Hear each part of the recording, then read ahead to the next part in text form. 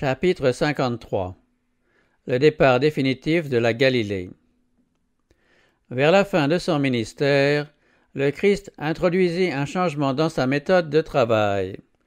Jusqu'ici, il s'était efforcé d'éviter l'agitation et la publicité, se dérobant aux hommages du peuple et passant rapidement d'un endroit à un autre quand l'enthousiasme populaire qu'il suscitait devenait irrésistible.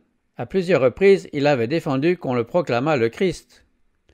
Lors de la fête des tabernacles, il avait effectué avec rapidité et en secret son voyage à Jérusalem.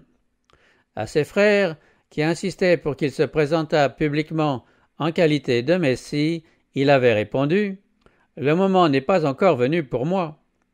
Il s'était rendu à Jérusalem sans être observé, et il était entré dans la ville sans être annoncé et sans recevoir les honneurs de la foule. Il n'en fut pas ainsi lors de son dernier voyage. Il avait quitté momentanément Jérusalem en raison de la malice des prêtres et des rabbins.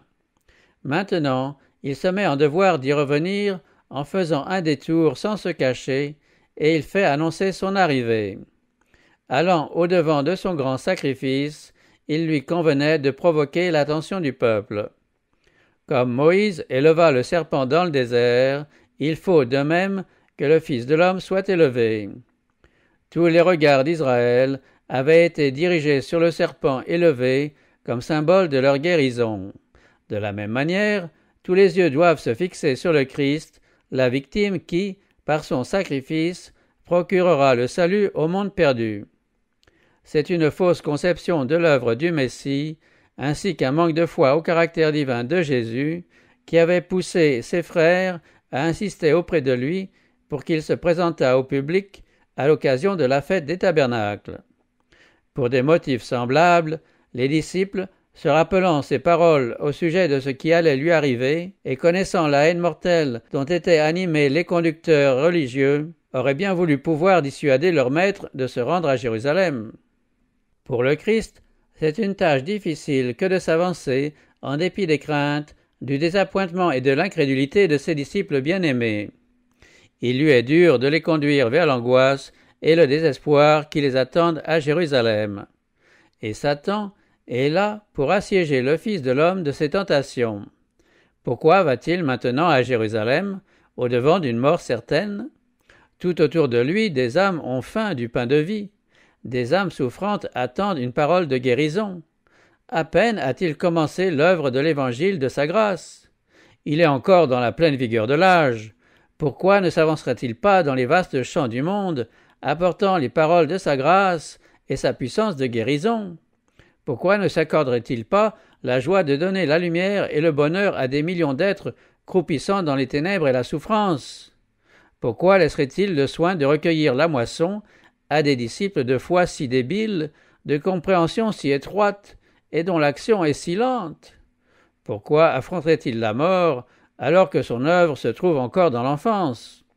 L'ennemi, qui s'est attaqué au Christ dans le désert, renouvelle aujourd'hui ses tentations les plus fortes et les plus subtiles.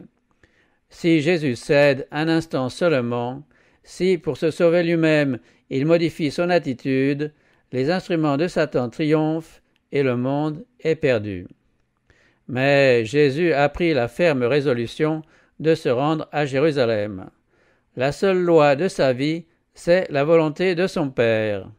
Déjà, lors de sa visite au temple, alors qu'il n'était qu'un enfant, il avait dit à Marie « Ne saviez-vous pas qu'il faut que je m'occupe des affaires de mon Père ?» À Cana, lorsque Marie lui a demandé de manifester sa puissance miraculeuse, il a répondu « Mon heure n'est pas encore venue ». Les mêmes paroles lui ont servi de réponse quand ses frères l'ont supplié de se rendre à la fête. Dans le grand plan divin, une heure a été fixée où il doit s'offrir pour les péchés des hommes. Cette heure est sur le point de sonner. Il ne va pas défaillir. Il tourne ses pas vers Jérusalem où, depuis longtemps, ses ennemis trament contre sa vie. Il va maintenant la leur abandonner et il se dirige hardiment vers la persécution, le reniement, la condamnation et la mort. Il envoya devant lui des messagers. Ceux-ci se mirent en route et entrèrent dans un village de Samaritains pour lui préparer un logement. mais on refusa de le recevoir parce qu'il était en route vers Jérusalem. À cause de ce voyage, les Samaritains avaient l'impression que le Christ accordait la préférence aux Juifs, objet de leur haine la plus intense. Ils l'auraient accueilli joyeusement s'il était venu rétablir le temple et le culte sur le mont Garizim. Comme il se rendait à Jérusalem, ils ne voulurent pas lui accorder l'hospitalité. Ils étaient loin de penser qu'il rejetait le meilleur don du ciel. Jésus invitait les hommes à le recevoir. Il leur demandait même des faveurs, et cela en vue de s'approcher d'eux pour leur dispenser ses plus riches bénédictions. En échange de la moindre faveur reçue, il accordait la grâce la plus précieuse. Mais le préjugé et l'étroitesse des Samaritains leur fit perdre tout cela. Jacques et Jean, les messagers du Christ, furent très blessés par cette injure faite à leur Seigneur. Le voir si maltraité par les Samaritains, alors qu'il voulait bien les honorer de sa présence, les remplit d'indignation. Récemment, sur la montagne de la Transfiguration, ils avaient vu leur maître glorifié par Dieu et honoré par Moïse et par Élie. Le manque d'égard dont les Samaritains s'étaient rendus coupables méritait, pensait-il, un châtiment signalé. Ils rapportèrent au Christ les paroles de ces gens et lui dirent qu'on avait refusé de le loger même pour une nuit. Ils pensaient qu'un tort grave lui avait été fait, et ils dirent, en regardant au loin dans la direction du mont Carmel, où Élie avait égorgé les faux prophètes, « Seigneur, veux-tu que nous disions au feu de descendre du ciel et de les consumer ?» Ils constatèrent avec surprise que leurs paroles peinaient Jésus, et leur étonnement fut encore plus grand en entendant ce reproche, « Vous ne savez de quel esprit vous êtes animés, car le Fils de l'homme est venu non pour perdre les âmes, mais pour les sauver. » Le Christ s'en alla dans un autre village. Il n'appartenait pas à sa mission de contraindre les hommes à le recevoir. C'est Satan, et ce sont les hommes animés de son esprit qui s'efforcent de violenter les consciences. Sous prétexte de zèle pour la justice, des hommes associés à de mauvais anges font souffrir leurs semblables pour les convertir à leurs idées religieuses. Le Christ, lui, ne cesse de faire preuve de miséricorde, s'efforçant constamment de gagner les âmes par la manifestation de son amour. Il ne peut tolérer aucun rival dans une âme, il ne peut se contenter d'un service partiel, mais il n'accepte qu'un service volontaire, le libre abandon d'un cœur pressé par l'amour. Notre empressement à nuire à ceux qui n'aiment pas notre œuvre ou qui agissent contrairement à nos idées montre que nous sommes remplis de l'esprit de Satan. Tout être humain appartient à Dieu, corps, âme et esprit. Le Christ est mort pour racheter tous les hommes. Rien ne contriste Dieu davantage que de voir des hommes qui, poussés par le fanatisme religieux, font souffrir ceux dont le Sauveur a payé la rançon par son sang. Jésus se mit en route pour se rendre aux confins de la Judée et de l'autre côté du Jourdain. Les foules s'assemblèrent de nouveau près de lui, et, selon sa coutume, une fois de plus, il les enseignait. C'est en Pérée, une province qui se trouvait de l'autre côté du Jourdain par rapport à la Judée, que Jésus passa une grande partie des derniers mois de son ministère. Là, les foules se pressaient autour de lui, comme cela avait eu lieu en Galilée au début de son ministère, et beaucoup de ses premiers enseignements y furent répétés. Comme il avait envoyé les 12 apôtres, le Seigneur en désigna encore 70 autres, et les envoya devant lui 2 à 2, dans toute ville et tout endroit où lui-même devait aller. Pendant quelque temps, ses disciples s'étaient formés auprès de lui en vue de leur œuvre. Alors que les 12 accomplissaient une mission de leur côté, d'autres disciples accompagnaient Jésus dans sa tournée en Galilée. Ils s'étaient ainsi trouvés intimement associés à lui et placés sous sa direction personnelle. Maintenant, ces nombreux disciples devaient, à leur tour, aller en mission de leur côté. Les 70 reçurent les mêmes instructions qu'avaient reçues les 12, à l'exception toutefois de la défense d'entrer dans les villes des païens ou des Samaritains. Les Samaritains venaient de repousser le Christ, mais cela n'avait pas altéré son amour pour eux. Quand les 70 s'en allèrent en son nom, ils commencèrent par visiter les villes de la Samarie. La visite du Sauveur en Samarie et plus tard l'éloge du bon Samaritain, ainsi que la joie reconnaissante du lépreux Samaritain qui, seul parmi les 10, était revenu pour exprimer au Christ sa gratitude, tout cela revêtait une profonde signification aux yeux des disciples. Cette leçon se grava profondément dans leur cœur. Dans l'ordre qu'il leur donna immédiatement avant son ascension, Jésus mentionna la Samarie avec Jérusalem et la Judée comme étant les lieux où il devait d'abord prêcher l'Évangile. Son enseignement les avait préparés à se conformer à cet ordre. Et quand ils se rendirent en Samarie au nom de leur maître, ils trouvèrent une population prête à les recevoir.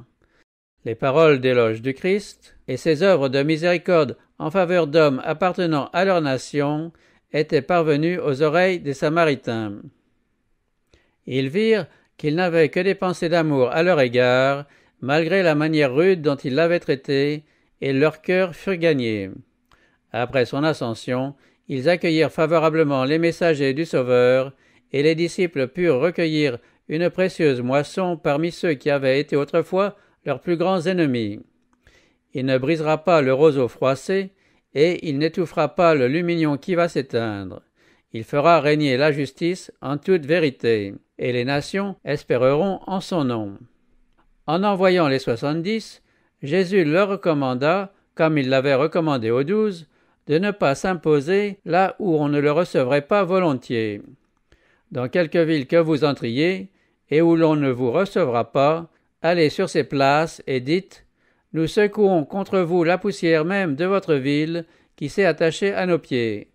Sachez pourtant que le royaume de Dieu est proche. » Ceci avait pour but, non pas de manifester du ressentiment pour une blessure d'amour-propre, mais de montrer combien c'est chose grave de refuser le message du Seigneur ou ses messagers. Rejeter les serviteurs du Seigneur, c'est rejeter le Christ lui-même. Jésus ajouta « Je vous dis qu'en ce jour, pour Sodome, il y aura moins de rigueur que pour cette ville-là. » Puis sa pensée alla vers les villes galiléennes, où il avait exercé une si grande partie de son ministère. Il s'écria, avec les accents d'une douleur sincère, « Malheur à toi, Chorazine, malheur à toi, Bethsaïda, car si les miracles faits au milieu de vous l'avaient été à Tyr et à Sidon, il y a longtemps qu'elles se seraient repenties avec le sac et la cendre. C'est pourquoi, lors du jugement, pour Tyr et pour Sidon, il y aura moins de rigueur que pour vous. Et toi, Capernaum, seras-tu élevé jusqu'au ciel? Tu seras abaissé jusqu'au séjour des morts. » Les plus riches bénédictions du ciel avaient été généreusement offertes à ces villes des bords de la mer de Galilée. Jour après jour, le prince de la vie était allé et venu parmi les habitants. La gloire de Dieu, que des prophètes et des rois avaient souhaité voir, avait brillé sur des foules qui se pressaient sur les pas du Sauveur. Cependant, le don du ciel fut refusé. Faisant montre d'une prudence extrême, les rabbins avaient mis en garde contre les nouvelles doctrines enseignées par le nouveau docteur qui, disait-il, étaient contraires à l'enseignement des pères. Au lieu de chercher à comprendre la parole de Dieu pour soi-même, on donnait crédit à ce qu'enseignaient les prêtres et les pharisiens. On accordait aux prêtres et aux chefs l'honneur dû à Dieu, et l'on rejetait la vérité pour se conformer à leur tradition. Plusieurs avaient reçu une impression favorable, bien que presque persuadés, ils n'agirent pas selon leurs convictions et ne prirent pas position pour le Christ.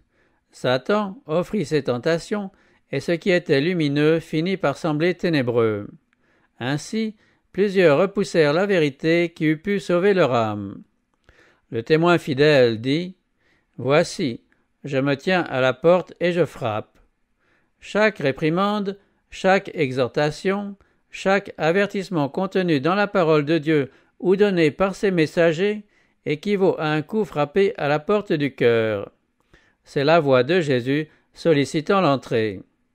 On est de moins en moins disposé à ouvrir à mesure que l'on résiste à ses appels. L'influence du Saint-Esprit, méconnue aujourd'hui, sera moins forte demain. Le cœur devenu moins sensible tombe dans une inconscience dangereuse qui fait sous-estimer la brièveté de la vie et l'approche de l'éternité. Si nous sommes condamnés au jour du jugement, ce ne sera pas pour avoir été dans l'erreur, mais pour avoir négligé les occasions d'apprendre à connaître la vérité que le ciel nous a offerte. Comme les apôtres, les 70 avaient été doués de facultés surnaturelles destinées à servir de sceau à leur mission. Une fois leur œuvre achevée, ils revinrent avec joie en disant « Seigneur, les démons même nous sont soumis en ton nom. » Jésus répondit « Je voyais Satan tomber du ciel comme un éclair. » Les scènes du passé et de l'avenir défilèrent devant l'esprit de Jésus. Il vit Lucifer expulsé pour la première fois des lieux célestes. Il regarda en avant vers sa propre agonie qui allait dévoiler aux yeux de tous les mondes le caractère du séducteur. Il entendit le cri « Tout est accompli », annonçant que la rédemption d'une race perdue était définitivement rendue certaine et que le ciel était pour toujours à l'abri des accusations, des tromperies et des entreprises de Satan. Par-delà la croix du calvaire, par-delà l'agonie et l'opprobre, Jésus regarda en avant vers le grand jour final où le prince de la puissance de l'air sera détruit sur la terre qu'il a souillée de sa rébellion. Il vit l'œuvre du mal arriver à son terme et la paix de Dieu remplir les cieux et la terre. Dès ce moment, les disciples du Christ devaient considérer Satan comme un ennemi vaincu. Sur la croix, Jésus allait remporter pour eux la victoire. Son désir était qu'ils considérassent cette victoire comme la leur. « Voici, dit-il, je vous ai donné le pouvoir de marcher sur les serpents et les scorpions et sur toute la puissance de l'ennemi, et rien ne pourra vous nuire. » La toute-puissance du Saint-Esprit est le refuge de toute âme repentante. Le Christ ne permettra pas qu'une seule âme, implorant sa protection dans un esprit de repentance et de foi, tombe au pouvoir de l'ennemi. Le Sauveur se tient à ses côtés lorsqu'elle est tentée et éprouvée. Avec lui, il ne peut y avoir ni échec, ni perte, ni impossibilité, ni défaite. Nous pouvons tout par celui qui nous fortifie. Quand surviennent des tentations et des épreuves, n'essayez pas de tout arranger vous-même, mais regardez à Jésus, votre assistant. Il y a des chrétiens qui se préoccupent et qui parlent beaucoup trop de la puissance de Satan. Ils pensent à leur adversaire, prient à son sujet, parlent de lui, si bien que celui-ci finit par grandir démesurément dans leur imagination. Il est vrai que Satan est un être puissant, mais grâce à Dieu, nous avons un Sauveur qui a chassé le malin du ciel. Satan se plaît à nous voir exagérer sa puissance. Pourquoi ne parlerions-nous pas plutôt de Jésus? Pourquoi n'exalterions-nous pas plutôt sa puissance et son amour? L'arc-en-ciel de la promesse, qui entoure le trône divin, est un témoignage impérissable du fait que Dieu a tant aimé le monde qu'il a donné son Fils unique, afin que quiconque croit en lui ne périsse point, mais qu'il ait la vie éternelle. Il atteste aux yeux de l'univers que Dieu n'abandonnera pas son peuple en lutte avec le mal. Il nous assure force et protection aussi longtemps que ce trône lui-même demeure. Jésus ajouta « Cependant, ne vous réjouissez pas de ce que les esprits vous sont soumis, mais réjouissez-vous de ce que vos noms sont inscrits dans les cieux.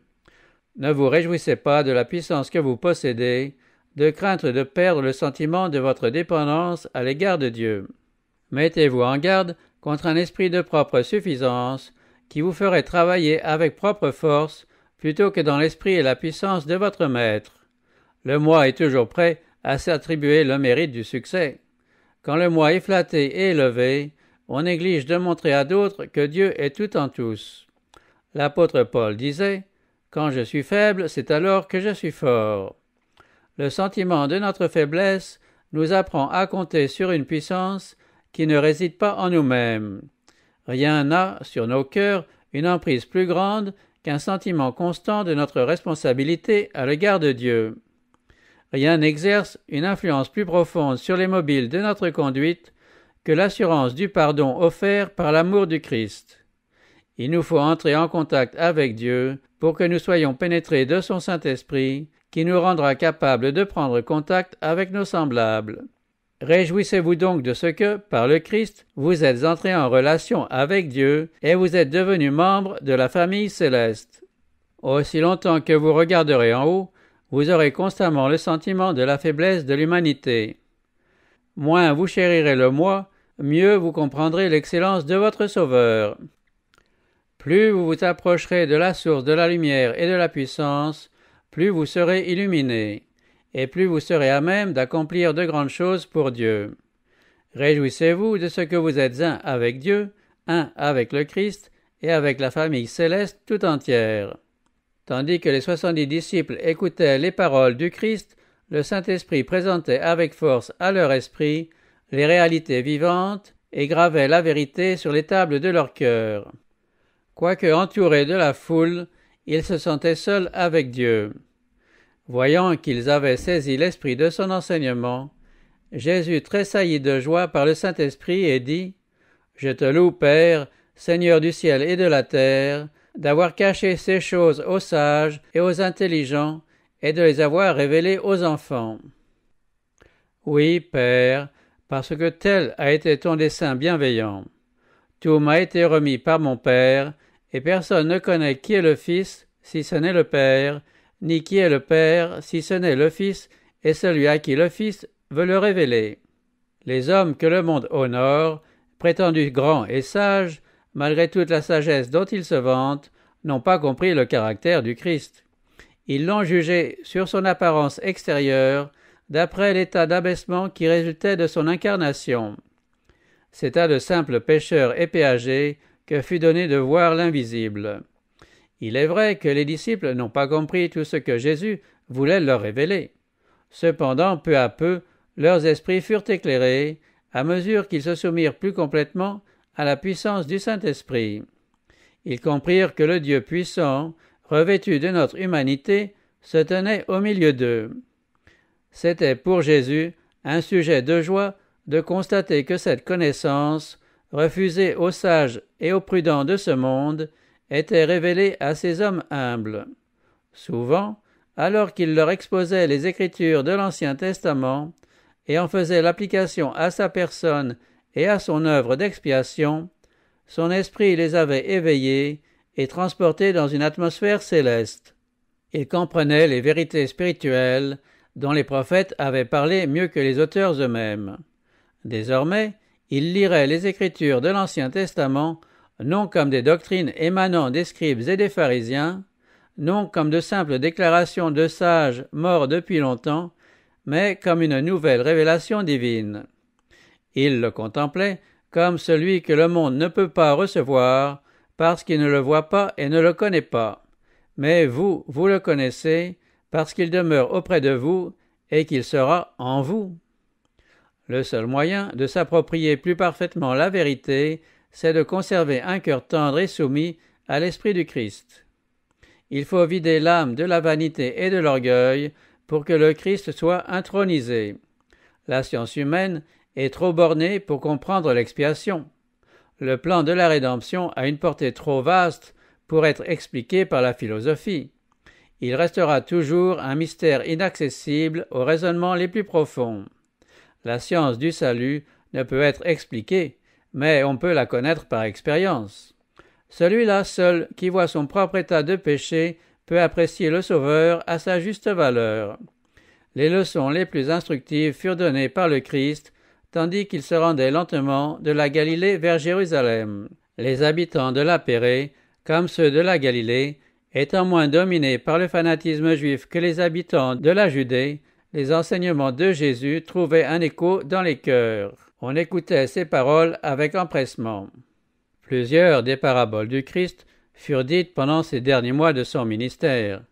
Comme les prêtres et les rabbins le poursuivaient avec une haine croissante, il voilait ses avertissements sous des symboles.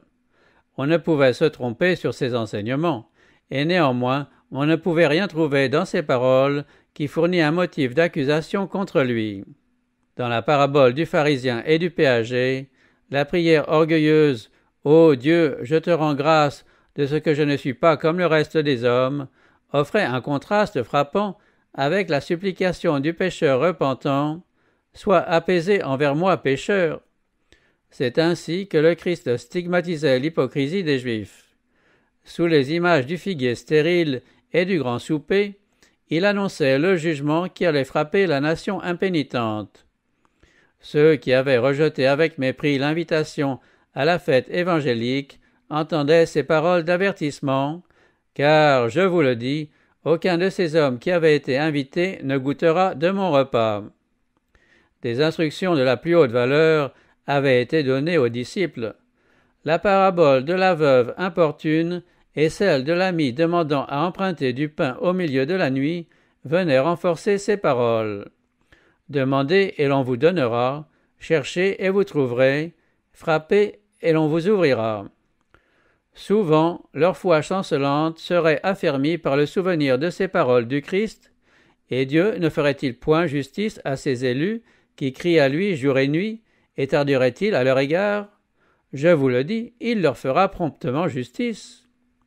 Le Christ répéta la magnifique parabole de la brebis égarée, et il développa son enseignement en parlant de la pièce d'argent perdue et de l'enfant prodigue.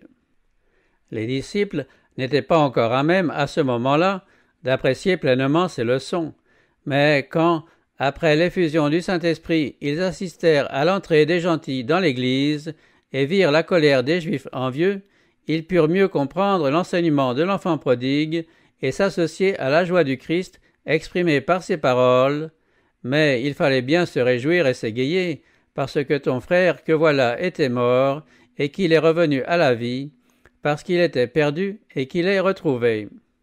Et quand, au nom de leur maître, ils affrontèrent l'opprobre, la pauvreté et la persécution, souvent ils affermirent leur cœur en se répétant les recommandations qu'il leur avait données au cours de ce dernier voyage. Sois sans crainte, petit troupeau, car votre Père a trouvé bon de vous donner le royaume.